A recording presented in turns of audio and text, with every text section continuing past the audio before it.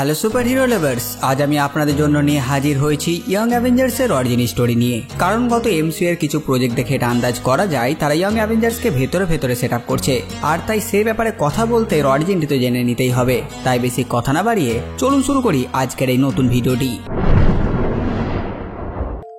Young অ্যাভেঞ্জার্সকে প্রথম দেখানো হয় 2005 সালের কমিক্স ইয়ং অ্যাভেঞ্জার্সের প্রথম ইস্যুতে।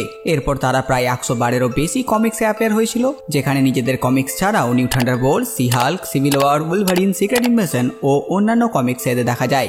ন্যাথানিয়াল রিচার্ড নামক একটি ছেলে ভবিষ্যৎ থেকে পালিয়ে আসে বর্তমান সময়ে, তারই ভবিষ্যৎ ভার্সন ক্যাং দ্য কনকারার থেকে।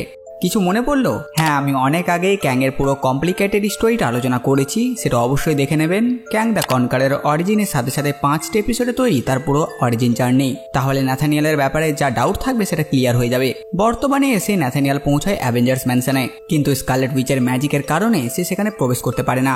এরপর সে স্টার্ক ইন্ডাস্ট্রিতে যায়, সেখানে ভিশনের অবশিষ্ট অংশগুলোকে সে অ্যাক্সেস করতে সক্ষম হয়, আর সেখান থেকে ডেটা বের করে আর নিজের স্যুটে আপলোড করে। সেই ডেটাতে সে অ্যাভেঞ্জার্স ফেলসেভ প্রোগ্রামের ব্যাপারে জানতে পারে, সেখানে ইয়ং হিরোদের ব্যাপারে তথ্য ছিল। এরপর সে এলিজা ব্র্যাডলি, বিলি ক্যাপল্যান ও টেডি অল্টম্যানকে নিয়ে একটি টিম তৈরি করে, আর তারা বিভিন্ন মিশন করে, যেমন সাধারণ মানুষকে বিভিন্ন বিপদ থেকে বাঁচানো, কোথাও আগুন লেগে গেলে সেখান থেকে তাদের বাঁচানো ইত্যাদি। ধীরে ধীরে অনেকেই এদের ব্যাপারে জানতে শুরু করে, আর যখন ডেইলি বিগলে এদের ব্যাপারে লেখা হয় তখন জেসিকা জোন্সকে পাঠানো হয় এদের তদন্ত করতে। এরা নিজেদের আসল নাম ব্যবহার করতো না, যেমন ন্যাথানিয়াল রিচার্ড নিজের ডাকনাম রাখে iron kid, Eliza Bradley lieutenant America, Billy Kaplan Thor junior, আর টেডি অল্টম্যান টিন হাল্ক। এরপর ক্যাপ্টেন আমেরিকা ও আয়রন ম্যানও তদন্ত করতে যায়।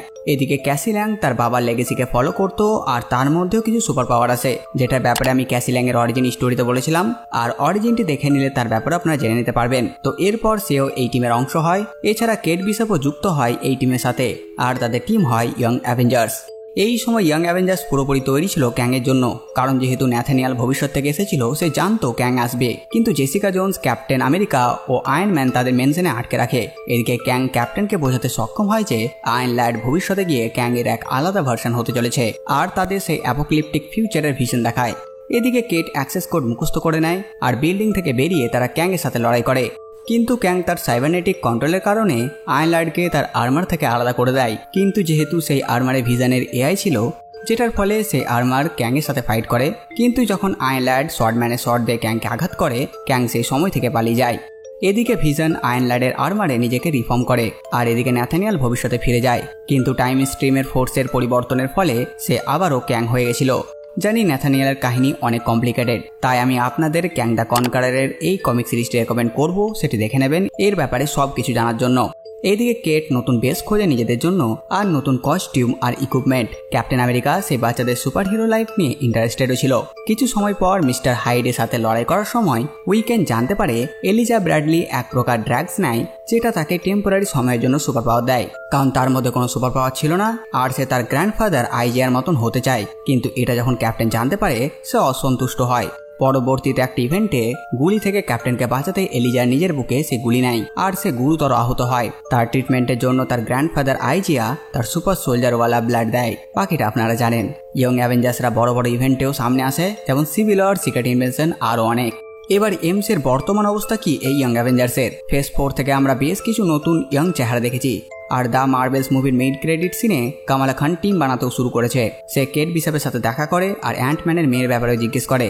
তাই এটা বলা সহজ যে এমসিইউ এর ইয়ং অ্যাভেঞ্জার্স বা এটা নিউ অ্যাভেঞ্জার্সও নাম দিতে পারে তারা। এই টিমকে লিড করবে কামালা খান।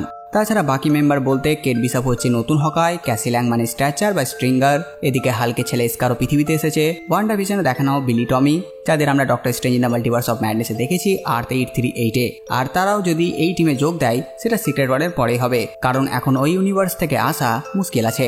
এছাড়া আমেরিকা চ্যাভেজ, লোকি সিরিজে দেখানো কিড লোকি, আয়রন ম্যান 3-এর Harley, Riri William, Falcon and the Winter Soldier সিরিজের এলি ব্র্যাডলি, যদিও রোল কম ছিল, কিন্তু এমনি তো স্টুডিও কাউকে দেখাবে না।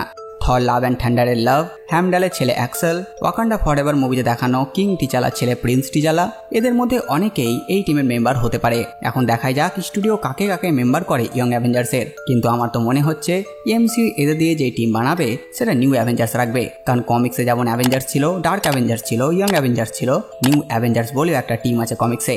তো ব্যাস বন্ধুরা, এই ছিল ইয়ং অ্যাভেঞ্জার্সের অরিজিন স্টোরি। আপনারা কমেন্ট করে জানান ভিডিও আপনাদের কেমন লাগলো। সাথে সাথে আমাদের কাজ যদি আপনাদের ভালো লাগে ভিডিও লাইক এবং সাবস্ক্রাইব করে দেবেন। তো আমি আসতে পারি নতুন ভিডিও নিয়ে। আমি প্রিন্স সালমান, আপনারা দেখছিলেন বাংলা কমিক্স।